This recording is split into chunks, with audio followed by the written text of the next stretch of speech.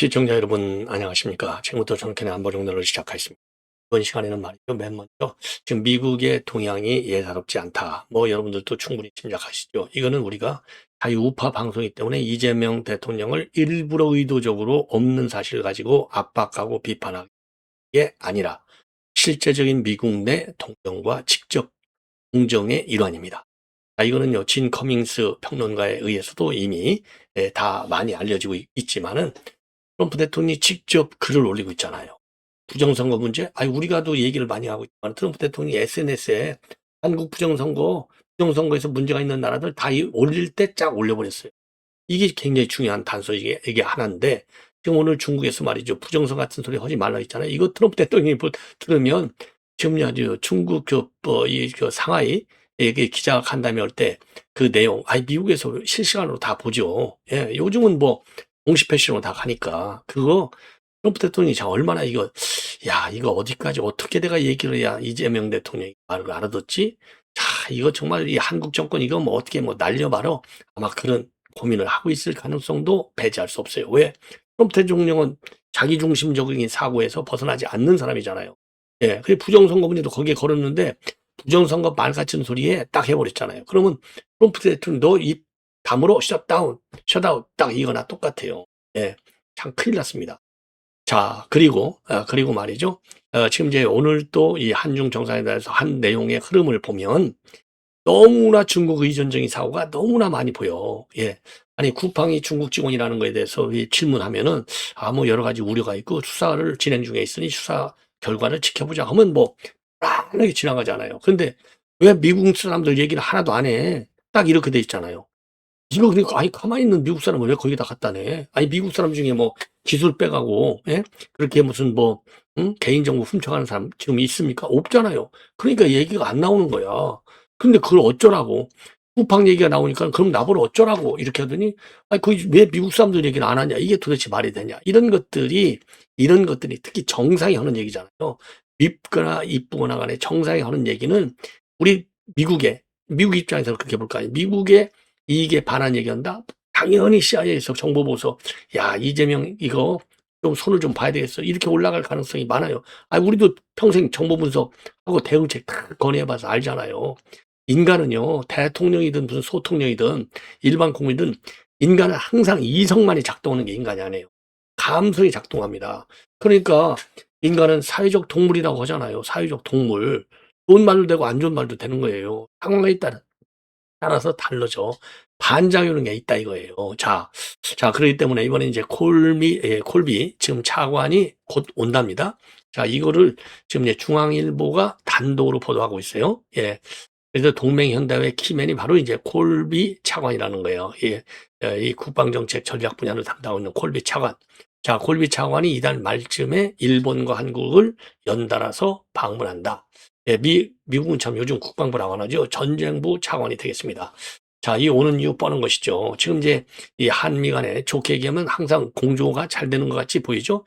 이 안보 문제에 대한 팩트 시트를 보면 이 후속 협의를 가지고 이제 오는데 이 후속 협의할 때 의견이 꼭 일치하느냐? 갈등 요소도 상당하다. 그렇기 때문에 시점, 항상 뭘 분석하려면 타이밍을 잘 봐야 된다고 그러잖아요. 요 시점으로 본다면 정상적인 조율 속에서 압박 측면에 무게가 실릴 것이다. 이렇게 보여집니다. 그래서 요 내용을 여러분께 이제 말씀을 드리겠고, 그리고 말이죠. 이 대통령이 말이죠. 지금 이제 이거 이제 비행기 안에서 작성한 것이 아니냐. 예. 그런데 이게 말이죠. 한겨레 20일에서 이번 1월 연초에 실었던 요 펭귄 사진, 요거를 모델로 해서 글을 올렸어요. 어마어마하게 많이 보내. 어마어마하게 많이 봐. 7시에 올렸는데, 이거 어마어마하게 많이 봐요. 자, 그래서 이거 지금 완전히 제목이 말이죠. 만나라, 뽀재명, 뽀정은, 이렇게. 만나라, 뽀재명, 뽀정은. 자, 그러니까 남북 정상회담 좀 빨리 좀 해. 까불지 말고 빨리 응해. 딱 이거잖아요. 그리고 중국이 이제 시진핑하고 그런 얘기 했으니까 시진핑이요. 내가 당신한테 얘기했잖아. 그러니까 잊지 말고 이거 좀 잘 챙겨줘. 요런 얘기가 되겠고, 그리고 우리 국민과 국제사회에 대해서는 김정은이를 고립시키면 안 돼. 우리가 대화의 테이블로 끌어내야 돼. 줄 선물 있으면 빨리빨리 줘야 돼. 비핵화 조건 걸지 마. 이런 얘기를 하는 거나 마찬가지라고 저는 봅니다. 저는 그래서 말이죠. 지금 이제 이 샤오미 이거 가지고 이제 딱 사진 찍어 갖고 올린 것도 야, 이거 정세 인식이 있느냐, 국제적인 감각, 외교적인 감각이 어느 정도 있느냐, 제로다 이렇게 보여졌는데 이 뽀재명 뽀정은 이게 말이죠. 이게 지금 이제 한중 정상에 대해서 이 얘기가 나왔으니까 이거 이때 이슈화 시켜 갖고 뭐 김정은한테 압박도 두고 또 김정은이를 설득하는 데 도움이 되겠다 싶어서 올렸겠죠. 그러나 반작용도 상당하다는 것을 알아야 됩니다. 급할수록 바늘에 실을 구멍에 껴야지 몸통에 실을 돌려 갖고는 못 쓰잖아요. 그런 얘기를 좀 하고 싶어요. 더군다나 시진핑가 뭐라고 그랬어요. 인내심을 가지라고 했잖아. 인내심. 근데 인내심이 아니라 비행기 타고 오면서 그려버리니까 SNS 올리니 이게 시진핑이가 뭐라고 보겠어요. 야, 친구 저거 참 어디까지 내가 믿고 어디까지 얘기해야 될지 정말 내 말귀 못 알아듣는 거. 인내심 가지라는 얘기는 내가 별로 그렇게 노력하고 싶지도 않아. 그리고 내가 노력한다고 김정은이가 내 말 그렇게 당신이 생각하는 만큼 팍팍 듣지 않어. 나도 역할에 한계가 있다니까. 내가 그리고 또 설령 역할을 할 수 있는 능력이 있다 하더라도 내가 뭐 나한테 준 선물이 뭐가 있어. 내가 이번에 너 당신 왔을 때 내가 충분하게 얘기했지. 이것저것 얘기했잖아. 미국하고 어쩌고 저쩌고 하라고 역사의 갈림길에서 전략적 선택을 똑바로 했잖아. 그러니까 이거 하는 거 보고 내가 결정할 거야. 이런 얘기잖아요. 인내심이라는 말에 많은 외교적 전략적 함의가 내포돼 있어요. 근데 비행기 타고 오면서 이걸 그려버려? 시진핑이가 뭐라고 하겠어요. 이 친구 성질 더럽게 급하네. 내가 그렇게 만만하냐? 야, 네가 하자는 내가 다 해줄 수 있어? 나도 못 해줘. 나는 너만 상대하는 게 아니라 나는 시진핑하고 상대하는 거고 너는 애야. 딱 여기 들어가 있는. 이런 거를 제가 이제 이 표현이 조금 이제 솔직히 말해서 좀 부적절한 면이 더도 있지만 이게 이해하기가 쉽게 하기 위해서. 너무 어려운 말, 저도 어려운 말, 유식한 말 얼마든지 많이 씁니다. 제가 평생 정보보고서만 썼잖아요. 현장에서 뛰고. 왜 제가 모르겠어요. 그러나 이 팬들 이렇게 만나보면요. 방송에 외교 안 볼 때는 좀 어려웠는데 요즘 쉬워서 이야기가 굉장히 좋고 재밌다. 이렇게 그래요. 그래서 외교 얘기하면은 아이고 별로 관심도 없는데 딱딱하기도 하고 말이죠. 이게 머릿속에 들어오기도 하고 안 들어오기도 한다. 이런 얘기를 많이 해요. 그래서 제가 대화식으로 이렇게 좀 쉽게 바꿔서 드리는 말씀이라는 점을 여러분께서 또 이해를 해 주시면 되겠습니다. 자, 그래서 이거예요, 이거. 이건 미리 보여드릴게요, 요거. 자, 이 한반도에도 언젠가는 혼란과 적대의 비정상이 극복되고 서로 존중하며 공존공영하는 날이 오겠죠. 북측에도 새해 복 많이 되기를. 만나라, 오재명과 오정은. 아니, 말이야 좋아요. 말이야 좋은데 제가 그렇잖아요. 이 일을 잘하는 사람은 제가 항상 말씀드리는 게 이 일을 잘하는 사람은 완급과 경중을 잘 가린다. 제가 인생을 살아보니까 그래요. 공직생활을 해보니까 완급과 경중을 잘하면 성공하고 그렇지 않은 사람은 조금 맨날 좀 이렇게 별로 인정을 못 받아. 이게 완급에서 실패한 거예요. 경중에서도 실패한 겁니다. 그러니까 진정으로 김정은과의 대화가 중요하다고 하면 이거는요. 공개적인 압박, 설득, 당근도 중요하지만 비공개, 본인이 대통령이잖아. 외교부, 국방부, 국정원에다 딱 미션 줘가지고 조용하게 얼마든지 본인은 뒤로 빠지고 말이죠. 얼마든지 작업을 할 수 있어요. 왜 이렇게 서둘러? 더군다나 시진핑이가 대놓고 좀 인내심을 가져봐 했는데 뭘 그렇게 서두냐고. 서둔다고 이게 될 일이야? 서둔다고 되냐고. 아니 문재인이가 서둘러갖고 한 1년 사이에 그냥 뭐 세 번 해갖고 대한민국 뒤집어 놓았더니 개망신 나고 떠났잖아. 개망신 나고. 배우라니까. 배우라고요. 제가 말이죠. 이거는 뭐 국가 기밀도 아니지. 뭐 수십 년 지났으니까. 옛날 DJ 대통령이 얼마나 난리를 쳤습니까? 북한한테 빌어주고 말이죠. 쌀 주려고 30만 원, 50만 원 얼마나 난리 쳤어요. 그것만 주면 그냥 남북 면에서도 열어주고 뭐 별거 다 들 것 같이. 하도 그때 그래서 말이죠. 이렇게 서두르면 줄 것도 안 준다. 제발 좀 기다려봐라. 회담을 안 하는 것도 회담 전략의 하나다. 이런 제가 보고서에 한 줄 쓴 적이 있어요. 갑자기 생각이 나니까 한 30년 된 얘기예요. 그러니까 이건 뭐 기밀도 아니야. 이 정도 가지고 뭐 얘기 못하면 뭐 자서전 사람들 어떻게 쓰겠어요? 회담을 안 하는 것도 기다리는 것도 기다리게 하는 것도 중요한 회담 전략입니다. 그랬더니 DJ가 그걸 받아들였는지 막 쪼다가 안 좋았어요. 상당 기간. 나중에 그러니까 그게 한 98년도쯤 될 겁니다. 아마도 2000년대 6.15 정상 한 2년 동안 내부적으로 이렇게 작업했잖아요. 그런 것처럼 제발 서둘지 마. 이걸 갖다가 유식하게 얘기하면요. 의연하게 회담을 추진하라. 의연하게 회담을 추진하라. 서둘면 망한다 이겁니다. 그래서 이게 한겨레 신문에서 나왔던 거를 인용해서 요 얘기를 하고 있는 거예요. 얼마나 기가 막히냐. 이런 말씀을 드리지 않을 수 없고요. 없습니다. 자, 그래서 그리고 말이죠. 지금 또 하나 말씀드릴 것은 김용현 장관이 재판부를 지금 뒤집어 버렸습니다. 그래서 이게 말이죠. 이 OBS 뉴스에서 요거를 아주 잘 분석하고 있어요. 아주 이거를 잘 땄어요. 한번 들어보시죠. 있습니까? 네, 들어오시는데 저지받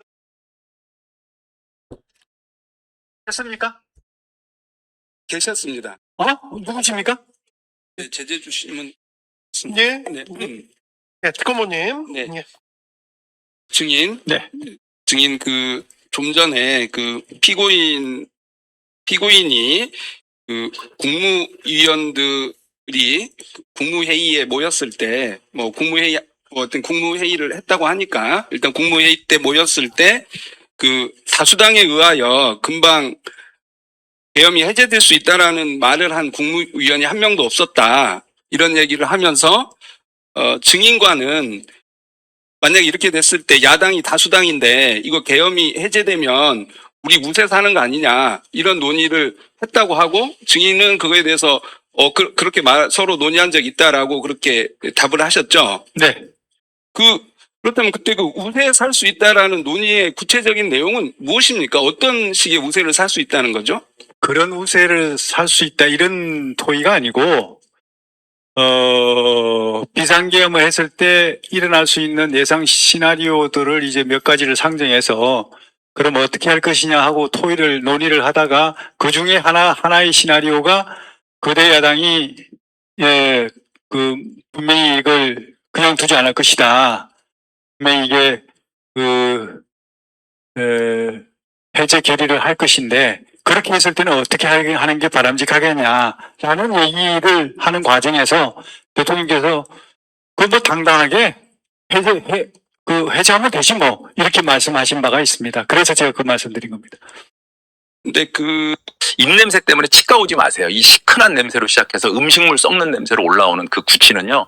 진짜 사실은 우세 살 수 있다라는 그런 논의의 내용 중에는 이렇게 해서 거대 야당에 의해서 계엄이 해제된 이후에 이 계엄을 한 것에 대한 어떤 책임론으로 인하여 탄핵이 일어나거나 또는 내란죄로 처벌받을 수도 있다. 이런 이야기를 논의해 보지는 않으셨습니까? 그런 뭐라고 말씀하셨죠?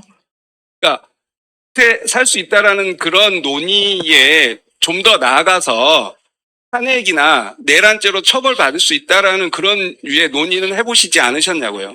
그런 생각은 해보진 않았습니다. 왜냐하면 비상계엄이라는 것 자체가 헌법에 보장된 대통령님의 고유 권한이시기 때문에 이걸 가지고 무슨 탄핵이 이루어지고 또 무슨 내란이라고 막 그냥 내란몰이를 해서 한다는 생각은 사실 못했습니다. 그러나 이걸로 인해서 야당의 공격은 있을 수 있을 것이다. 그걸로 인해서 내가 어려움을 당할 수는 있겠다. 그런 말씀은 계셨거든요. 그러나 그 어려움 때문에 나라가 망해가는 것을 가만히 쳐다볼 수만은 없다. 네, 좋습니다. 그렇게 그러면 계엄 해제 결의를 야당이 바로 할 수 있다라고도 보셨다라는 거잖아요. 가정을 최악의 시나리오로 않습니까? 그러면 그것에 대해서 대책을 세워야 될 거 아닙니까? 대책을 어떻게 세웁니까? 어떤 옛날 계엄처럼 병력을 2만 명, 3만 명, 5만 명, 6만 명 투입해가지고 말씀하신 대로 봉쇄를 하는 것도 아니고 몇백 명 가지고 경종을 울리는 경고성 계엄을 하는 건데 어떻게 합니까? 증인은 몇백 명 가지고라는 그 숫자에 이렇게 말씀을 하시는데요. 결국은 증인의 이야기에 의하더라도 그런 야당의 계엄 해제에 방어할 필요는 있었고 그렇기 때문에 군을 국회로 보내서 야당이 계엄 해제를 즉시 못하게끔 국회를 막으려고 했던 거 아닌가요? 제가 국회 임무를 줬을 때 봉쇄하라 이렇게 임무를 준 것도 아니고 확보하라고 했고 질서유지 차원에 확보하라고 했고 만약에 제가 우리 저 특근보님 말씀대로 그런 어떤 이런 어떤 의결을 못하게 할 생각이 있거나 의도가 있었다면 간단합니다. 그 출입하는 거 다 통제해 버리면 돼요. 그게 원래 우리 707 병력들도 가 있었습니다. 그게 통제했지 않습니까? 통제를 왜 했습니까? 의원님들 중에 들어오시는데 저지받은 의원님이 계셨습니까? 그 계셨습니까? 쳤습니다. 누구십니까? 그 인터넷에 찾아보면 많이 나옵니다. 그 얘기는 방청 인터넷에 많이 여러분 나옵니다. 제가 더 얘기 그거는 더 얘기를 안 할 것이고요. 그러면 인터넷 증인 초원 나온다는 게 이게 말이나 되는 겁니까? 그러니까 야, 특검 증인은 정말 이런 게 아까 특검인지 말이지. 군을 보낼 때, 그러니까 우리가 봤을 때는 피고인과 증인이 군을 보냈을 때 오히려 그런 계엄 해제 결의를 막기 위해서 보낸 것이 아닌가 이런 생각이 듦에도 불구하고 증인은 계속 질서 유지를 위해서 보냈다라고 지금 그렇게 말씀을 하시잖아요. 지금 그렇게 얘기를 하는데 그러면 증인이 오랫동안 군 생활을 하셨었습니까? 국방부 장관까지 하시고 그랬을 때 어떤 사태가 발생하지 않는데 그 사태 발생을 미리 예견하고 군을 보낸 적이 있으십니까? 아니, 특검부님 말씀하신 대로 의결을 저지하고 방해하고 하기 위해서 군을 보냈다면 당연히 군의 임무 자체가 봉쇄하고 의원들 못 들어오게 차단하고 해라. 이렇게 나가야 맞는 겁니다. 네. 의원들 들어오는 거 다 저지하고, 차단하고 하라는 임무를 받은 그 현역 군인들, 국회 본청에 투입된 인원들 중에 한 사람이라도 그런 임무를 받은 사람이 있었습니까? 봉쇄다 이런 것들은 특전사에 재판장님, 내용이 재판장님, 많이 나오고 있습니다. 재판장님. 그건 지금까지 충분히 증거조사를 답변을 통해서 한 많이 것 같습니다. 나왔던 내용이고요. 답변을 한 것 같고. 그러니까 이거 그래서- 마지막 질문하겠습니다.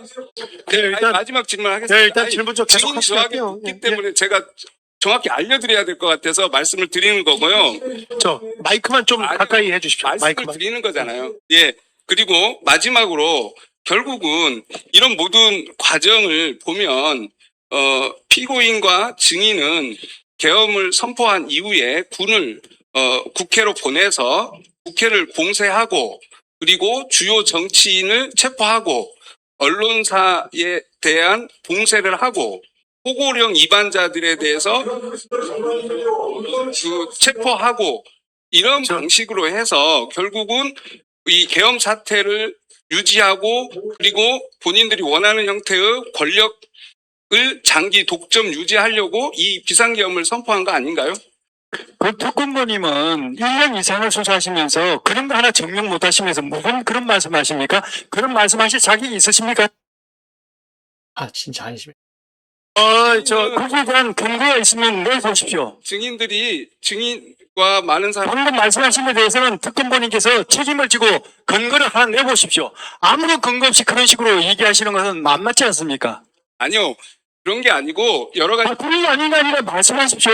근거를 가지고 말씀하셔야 돼요. 어떤 근거도 없이 그렇게 말씀하시면 안 되죠. 지금까지 저희들이 이 재판을 하고 수사를 하고 하는 과정에서 수사를 하셨으면 수사 결과를 가지고 와서 이미 이렇게 해서 증명을 해보여야지 한마디도 안 하시고 지금 와서 말씀하시는 게 무슨 얘기입니까? 아니죠. 이미 지금까지 그걸 가지고 우리가 재판을 해왔지 않습니까? 이미 증거를 제출했고요.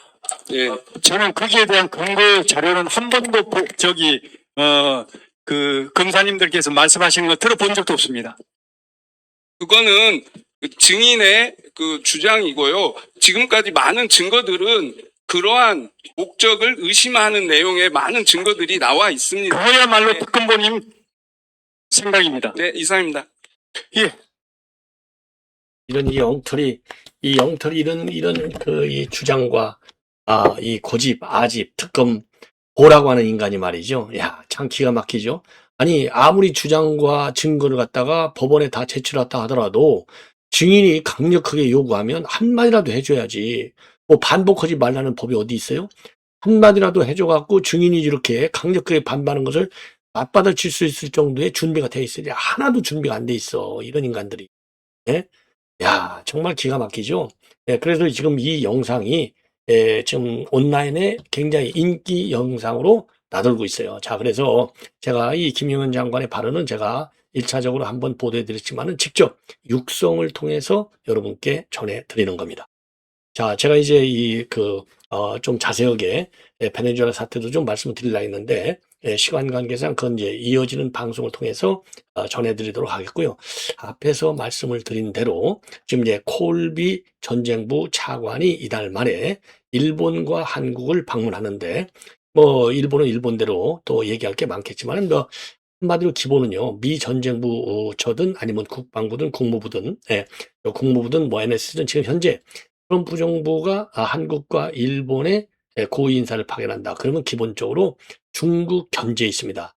중국 견제 안보 국방 전략을 이미 수립이 됐고, 요거를 집행하는 과정에서 한미일 삼각 협력 관계가 얼마나 중요한지 요거를 다지는데 큰 틀의 목표가 있는 겁니다. 그거와 관련해서 이제 우리 한국과 관련해서 이제 조인트 시트에 들어가 있는 거, 이게 국방비 증액이죠. 이미 3.5% 늘린다. 이렇게 지금 이미 약속이 되어 있어요. 자, 그리고 또 이제 요즘 제일 큰 것이 뭡니까? 이제 이런 국방비 증액도 있지만은 전자권 전환. 왜냐하면 이재명 정부는 전자권 전환이 꼭 무슨 국방의 최고 목표로 지금 돼 있어요. 이거 말도 안 되는 것이다. 아니, 준비가 돼 있지 않는데 그 전자권 전환한다고 자주국방이 됩니까? 자주국방이 아니라 국방을 텅텅 비게 만드는 것이죠. 자, 그 다음에 이제 하나는 중국, 이 견제 탄에서 동맹현대화이고, 동맹현대는 전략적 유연성이 강한데, 전략적 유연성이 강하다고 하는 것은 대만 유사시 주한미군을 뺀다는 거 아니에요. 그런데 이번에 지금 시진핑가 뭐라고 그랬어요? 줄 똑바로 서 특히 전략적 선택을 잘해야 돼. 이게 중국에 배팅하라는 얘기잖아요. 이런 압박을 받아왔기 때문에 바로 그 직후에 지금 미국의 고위 차관이 오는 거예요. 그 다음에는 이제 핵잠 문제와 관련해서 구체적으로 이제 이것도 굉장히 중요한 가장 뜨거운 현안 중에 하나가 되는 것이고, 이미 지금 미국에서 새로운 국가안보 전략을 만들어 놨잖아요. 여기에서 대만 문제와 관련해서는 군사적 우위를 유지함으로써 대만 문제를 억제하는 것이 우선순위고, 대만의 현상 유지를 일방적으로 변경하는 어떠한 시도도 지지하지 않는다는 대만에 대한 오랜 선언적 정책을 유지할 것이다. 이렇게 콜비 차관이 밝힌 바 있습니다. 자, 그래서 이 전략적 유연성, 이 문제를 집중적으로 거론하는 의도가 있지 않나. 네, 그래서 이 중국 견제와 관련해서 이제 지금 한국과의 동맹, 공조 체제를 강화하려는 이런 전략의 일환이 아니냐, 이렇게 판단이 됩니다. 자, 이 정도로 이거는 또 말씀드리고, 그 다음에 이제 중요한 것 중에 하나는요, 지금 속보로 뜨고 있는데 베네수엘라와 이 베네수엘라 석유를 지금 빼가려고 하는 러시아 유조선을 납포를 했습니다. 자, 그래서 지금 미국의 군사력 이게 이 행사가 말이죠. 군 군사력을 이용한 이 조치가 이게 만만치 않다. 그래서 이게 지금 러시아 푸틴한테 똑바로라고 경고 주는 거 마찬가지. 이 유조선을 납포했습니다. 미 해군이 납포했습니다. 어마어마한 이게 이제 앞으로 또 이슈가 될 가능성이 많아요. 뉴욕 타임즈가 보도하고 있습니다. 그래서 이 유조선은요, 이란에서 출발해가지고 베네수엘라산 원유를 싣기 위해서 베네수엘라로 들어가던 중에 이 해안 경비대의 단속에 걸려들었고, 이후에는 선체 측면에 러시아 국기를 그리고 또 러시아 국적으로 등록하면서 명칭을 마리네라호로 변경했어요. 그럼에도 불구하고 지금 미국 측에서는 이거를 전격적으로 납포해 버렸습니다. 벨라 1호라고 하네요. 이 선박 이름이 1호. 자, 그래서 이제 제재 위반으로 납포했다라고 미국의 유럽 사령부도 공식적으로 이거를 발표했습니다. 그래서 이번 해안경비대 몰로함의 추적 이후에 북대서양에서 미 연방법원이 발부한 영장에 의해 납포가 됐다. 자, 그러니까 이거는 이제 합법적이다 이거죠. 예. 자, 그래서 이제 어마어마한 군사력 사용, 군사력 압박, 이게 이제 상당히 크다. 그래서 러시아 선박까지 이제 잡아가는 거예요. 이거 얼마나 무서운 나라입니까? 지금. 예. 그리고 미국의 남부 사령부에서도요, 오늘 새벽 작전을 통해서 전쟁부 보안부와 협력을 통해 제재 대상인 무국적 암흑함대 유조선 1척을 납포했다. 근데 나중에 알고 보니까 이게 처음에는 말이죠, 이 선박 명칭이 소피아호로 해군국기를 개항하고 있었다는 겁니다. 근데 이제 미국에서 납포하려니까 러시아 거야. 그러면 이제 하지 않을 줄 알고 이거를 싹 바꿔버렸는데 결국은 납포해 갑니다. 자, 이게 바로 국가의 힘. 이 정도가 있어야 제대로 된 외교력을 행사할 수 있는 겁니다. 그래서 이게 힘에 의한 평화만이 우리가 신뢰할 수 있는 평화다라고 하는 점을 이재명 정부가 이거를 보고서도 알아야 돼요. 예. 대화 갖고는 평화가 안 온다. 대화 갖고는 평화가 안 온다. 예. 그러니 예, 의병서에 총기를 휴지하지 말고 3단봉 휴지하라고 하는 이 대한민국의 넋 빠진 국방부 장관 기가 막히지 않습니다. 시청자 여러분 이거 본방입니다.